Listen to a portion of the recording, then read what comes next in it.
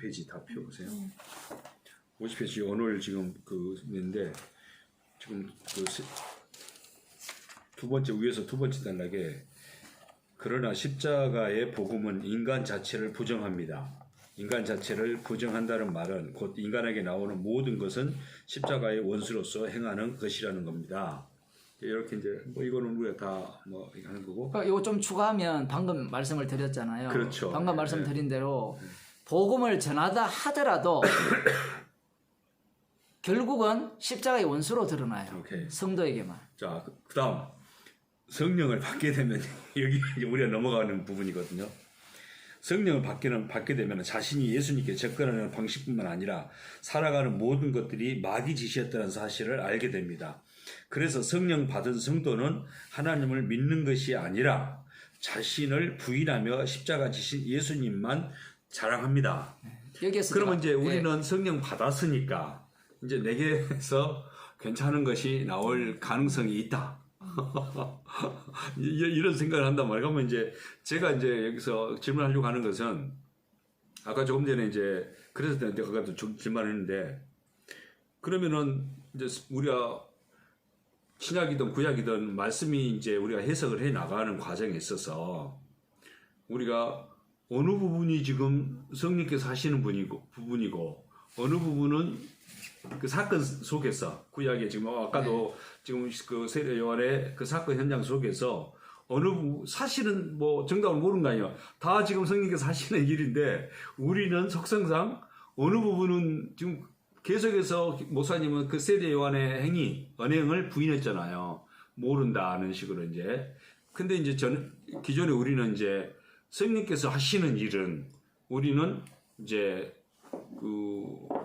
복음이고 또 우리가 그거를 안다고 생각하고 알고 한다고 생각을 했단 말이에요. 그러면 이제 그 말씀 안에서 그 부분을 지금은 내가 그 질문하는 것 자체가 이제 우습게 됐는데 그러면 이 성경을 해석을 할 때 어느 부분은 이 사람이 예를 들어서 우리가 지금 그 베드로의 고백 또 십자가 사건 현장에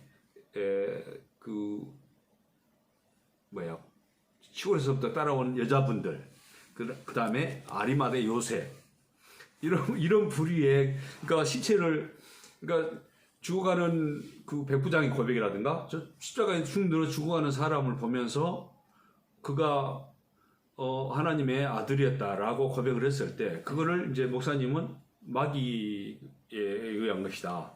근데 이제 우리가 생각할 때는 성령께서 하신 것이 그를 통해 하신 고백이다.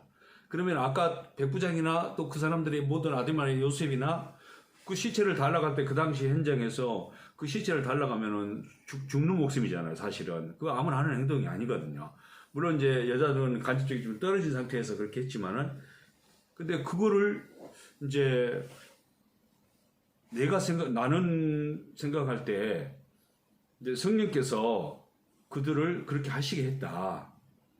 근데 지금 이제 그렇게 이제 그 생각을 하는데 이제 목사님 표현에 의하면은 그들의 언행이 마귀짓이다라는 식으로 표현을 해버리니까 내가 거기서 지금 이제 혼선이 왔거든요.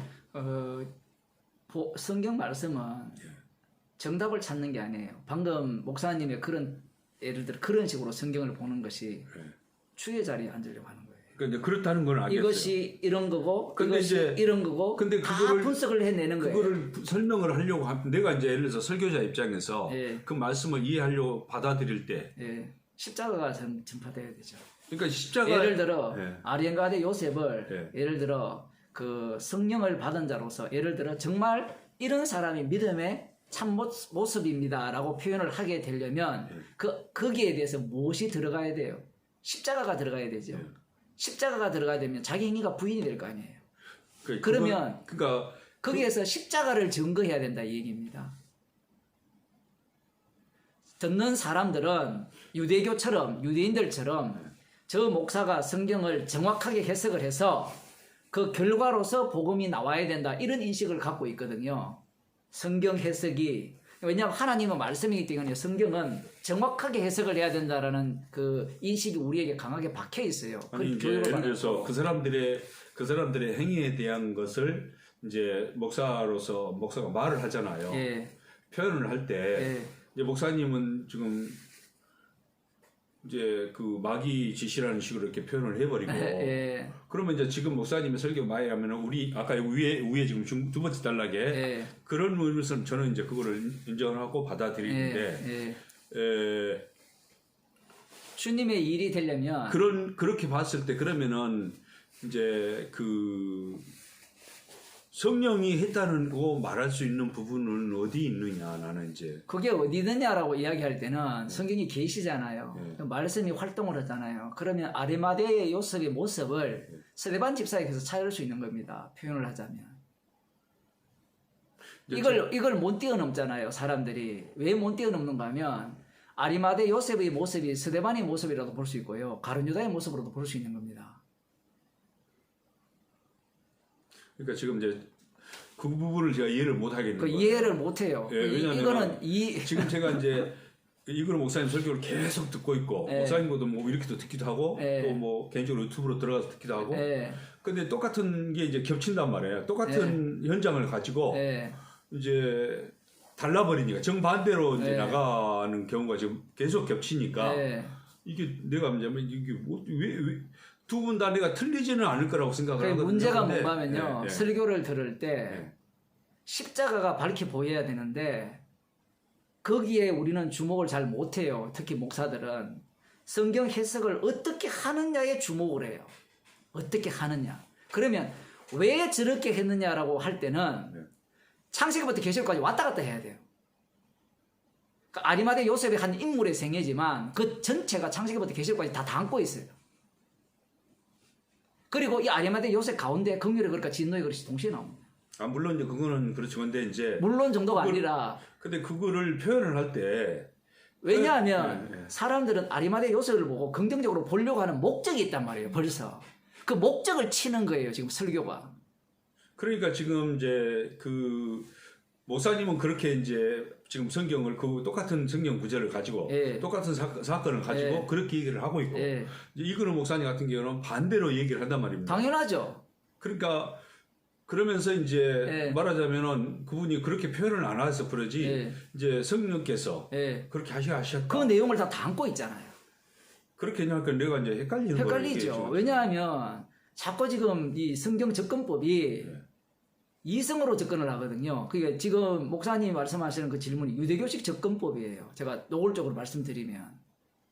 그런 식으로 이 유대식으로 자꾸 접근을 하다 보니까 우리가 그 교회를 다닐 때 우리가 어릴 때부터 교회를 다녔다 치면 교회를 다닐 때와 신학교를 다닐 때와 그 모든 과정들이 그리고 신학책에 나와 있는 모든 것들이 그런 식으로 구성되어 있어요. 그런 식으로. 대부분이 예수님이 그 누가복음 24장을 볼 때 성경 전체가 예수님 자신에 대해서 죽으심과 부활을 전한다 했잖아요. 그러면 아가서가 죽으심과 부활을 어떻게 전합니까? 그 1:1 대응이 안 돼요. 아가서를 보면. 그 남녀 사랑 이야기지. 솔로몬과 술람이 여인 이야기지. 그게 어떻게 죽으심과 부활을 이야기하느냐라고 해버리면 그건 말이 안 되는 거예요. 아니 그렇게 이제 표현을 하자면은 이근의 목사님의 성경 해석이 틀렸다라고 말할 수 아니죠. 해석이 틀리고 맞는 얘기가 아니에요. 지금 복음을 전하는 거지 우리는 맞는 걸 이야기하려고 하는 거 아니에요. 아니 그러니까 어떻게 설명하든지 그것은 이제 십자가가 이렇게 설명해도 예를 들면 그 얘기가 뭔가 하면 그거는 이제 예를 들어 요한복음 8장에 나오는 간음한 현장에 잡힌 여자가 있죠. 여자 있잖아요. 그 여자를 두고 다시는 죄를 범치 말라 했잖아요. 그죠? 그러면 이 여자가 구원받았습니까? 안 받았습니까? 답변을 해보세요. 사람들은 구원받았다고 들어가긴 한다고요. 그 본문을 갖고. 그렇죠. 구원받았다고 어디 있어요? 왜 이게 문제가 되는가 하면 자꾸 구원론으로 들어가기 때문에. 지금 구원론에서 지금 해석하는 거거든요. 지금 목사님 입장이. 예수님은 자기를 증거하고 있어요. 죽으신과 부활을 증거하고 있다고요. 주되심을 증거하고 있단 말입니다. 근데 거기에서 예를 들어 그 여인이 구원 못 받을 수도 있습니다라고 하면 난리가 나요. 그 맞아. 그러면 내가 물어볼게요. 구원 받을 증거가 어디 있어요? 주님이 용서했다니까. 용서했는데 그럼 대만은 용서 안 했어요? 가룟 유다는 끝을 못 봤잖아요. 다 끝 본 사람이 있습니까? 바울은 끝이 나와요. 생명책 이름 기록된 사람들이 몇 명이 있죠. 성경에 나오는 인물들이 있어요. 그럼 나머지는 어떻게 설명할 거예요? 그러면은 그 목사님의 성경 해석과 그 지금 그 이브로 목사님의 성경 해석이 그 비교할 필요 다른 없습니다. 거예요? 아니 같죠. 나중에 제가 다시 그 설교를 하면 아리마다 요셉을 긍정적으로 설교할 거예요. 제가 그렇게 설교했잖아요. 마지막 때 그 제가 만일에 한 번 더 누가복음을 할 길이 있다면 정반대로 설교를 할 거라고. 왜냐면 우리가 얼마나 악마적인가 하면 성경을 제대로 풀어버리면 그 푼 걸 갖고 답을 찾아버려요. 답을 찾는 순간 우리는 의인이 되죠. 그러면 말씀이 우리를 끌고 다니기 때문에 절대로 우리한테 장악 안 당해요. 그 유대인들의 착각이 뭔가 하면 완벽하게 본문을 해석한 거예요. 근데 예수님이 그걸 십자가 전환다 해버렸어요. 근데 십자가라는 것은 우리가 포착할 수가 없습니다. 왜냐하면 말씀이라는 것이 주님이 신이 갖고 활동을 하기 때문에 그래요.